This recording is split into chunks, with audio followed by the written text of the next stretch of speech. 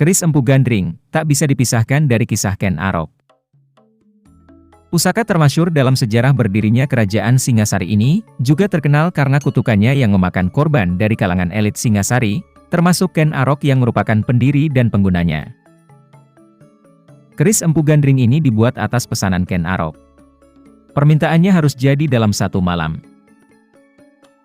Pekerjaan berat ini mustahil bisa dirampungkan seorang empu. Namun Empu Gandring menyanggupinya dengan segenap kekuatan gaib dan kemampuan yang dimiliki.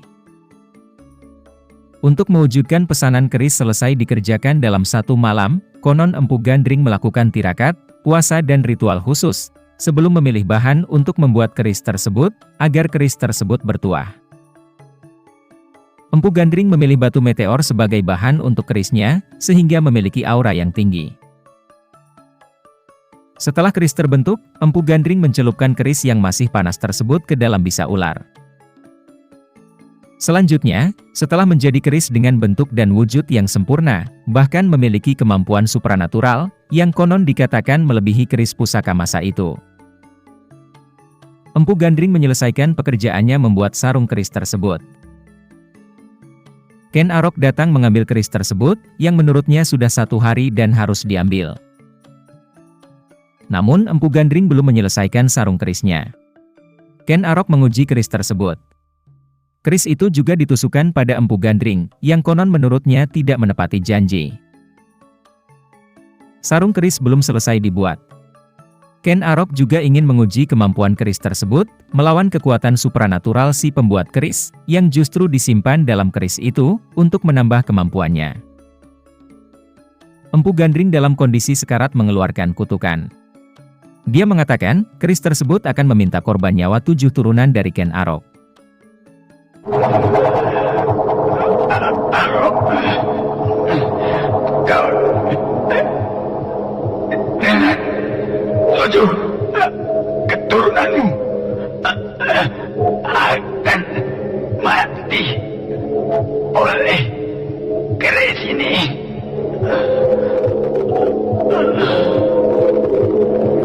Dalam perjalanannya, keris ini terlibat dalam perselisihan dan pembunuhan elit Kerajaan Singasari.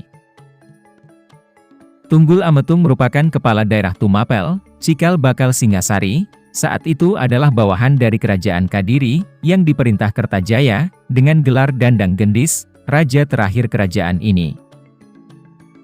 Tumapel sendiri adalah pecahan dari sebuah kerajaan besar, yang dulunya adalah Kerajaan Jenggala yang dihancurkan Kadiri, di mana kedua-duanya, awalnya adalah satu wilayah yang dipimpin oleh Airlangga.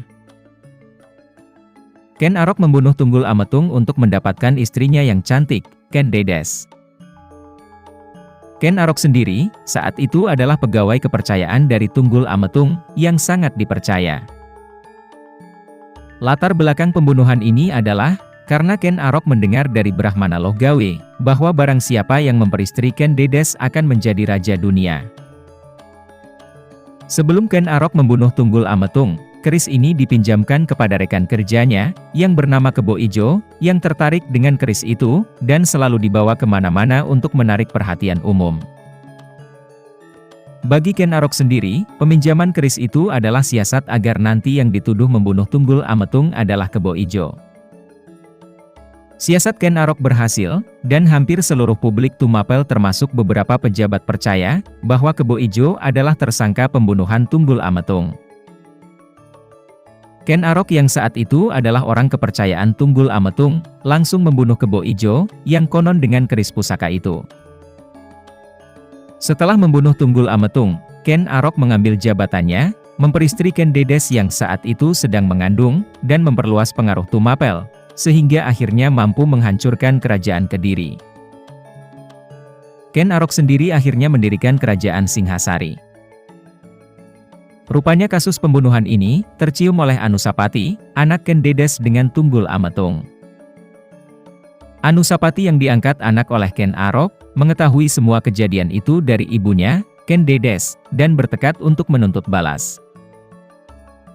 Anusapati akhirnya merancang pembalasan pembunuhan itu, dengan menyuruh seorang pendekar sakti kepercayaannya, Ki Pengalasan. Pada saat menyendiri di kamar pusaka kerajaan, Ken Arok mengamati pusaka kerajaan yang dimilikinya. Salah satu pusaka yang dimilikinya adalah keris tanpa sarung buatan Empu Gandring, yang dikenal sebagai keris Empu Gandring. Melihat ceceran darah pada keris tersebut, ia merasa ketakutan, terlebih-lebih terdengar suara gaib dari dalam keris tersebut yang meminta tumbal. Ia ingat kutukan Empu Gandring yang dibunuhnya, dan serta-merta membantingnya ke tanah sampai hancur berkeping-keping. Ia bermaksud memusnahkannya. Namun ternyata keris tersebut melayang dan menghilang. Sementara Anusapati dan Ki Pengalasan merancang pembunuhan tersebut, tiba-tiba keris tersebut berada di tangan Anusapati. Anusapati menyerahkan keris kepada Ki Pengalasan, yang menurut bahasa sekarang, bertugas sebagai eksekutor terhadap Ken Arok. Tugas itu dilaksanakannya, dan untuk menghilangkan jejak, Anusapati membunuh Ki Pengalasan dengan keris itu. Anusapati mengambil alih pemerintahan Ken Arok, tetapi tidak lama. Karena Tohjaya, putra Ken Arok dari Ken Umang akhirnya mengetahui kasus pembunuhan itu. Dan Tohjaya pun menuntut balas. Tohjaya mengadakan acara sabung ayam kerajaan, yang sangat digemari Anusapati. Ketika Anusapati lengah, Tohjaya mengambil keris Empu Gandring dan langsung membunuhnya di tempat. Tohjaya membunuhnya berdasarkan hukuman, di mana Anusapati diyakini membunuh Ken Arok. Setelah membunuh Anusapati, Tohjaya mengangkat dirinya sebagai raja menggantikan Anusapati. Tohjaya sendiri tidak lama memerintah. Muncul berbagai ketidakpuasan, baik di kalangan rakyat dan bahkan kalangan elit istana, yang merupakan keluarganya dan saudaranya sendiri, di antaranya Mahisa Campaka dan Dyah Lembutal. Ketidakpuasan dan intrik istana ini, akhirnya berkobar menjadi peperangan yang menyebabkan tewasnya Tohjaya. Setelah keadaan berhasil dikuasai, tahta kerajaan akhirnya dilanjutkan oleh Ranggawuni, yang memerintah cukup lama, dan dikatakan adalah masa damai kerajaan Singasari. Sejak terbunuhnya Tohjaya, keris Empu Gandring hilang tidak diketahui rimbanya. 7 turunan Ken Arok, beberapa sumber spiritual menyebut, keris Empu Gandring ini sebenarnya tidak hilang. Dalam arti hilang musnah dan benar-benar tidak ketahuan keberadaannya. Di akhir hayatnya, di ujung keris buatannya sendiri, Empu Gandring mengutuk Ken Arok, bahwa keris itu akan menelan korban 7 turunan dari Ken Arok. Dalam sejarah ataupun legenda, ternyata ada 7 orang terbunuh oleh keris itu, yaitu Empu Gandring, Kebo Ijo, Tunggul Ametung, Ken Arok, Ki Pengalasan, Anusapati, dan Tohjaya. Satu lagi yang terakhir adalah Ken Dedes, yang mati oleh keris itu. Dan kemudian keris itu diambil oleh Raja Jawa, yang memiliki kesaktian luar biasa, untuk memusnahkan keris itu, dibuang ke kawah Gunung Kelut di Jawa Timur. Kendati bukan mati karena keris Empu Gandring, kematian Tohjaya patut dicatat sebagai rangkaian dari kisah ini. Tohjaya berkuasa dengan diselimuti ketakutan. Kecurigaan terutama ditunjukkan kepada Ranggawuni, anak Anusapati.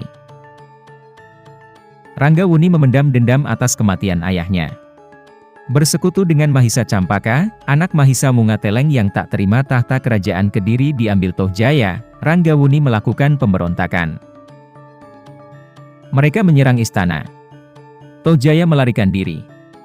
Namun karena luka-luka dalam pertempuran, dalam pelarian itu Tohjaya meninggal dunia. Ranggawuni menaiki tahta kerajaan Singasari, dengan gelar Sri Jaya Wisnuwardana. Mahisa Cempaka turut pula memerintah dengan gelar Narasimhamurti. Mereka mengadakan pemerintahan bersama, dengan menyatukan kerajaan Singasari dan Kediri. Negara Kertagama mengibaratkan Wisnu dan Indra.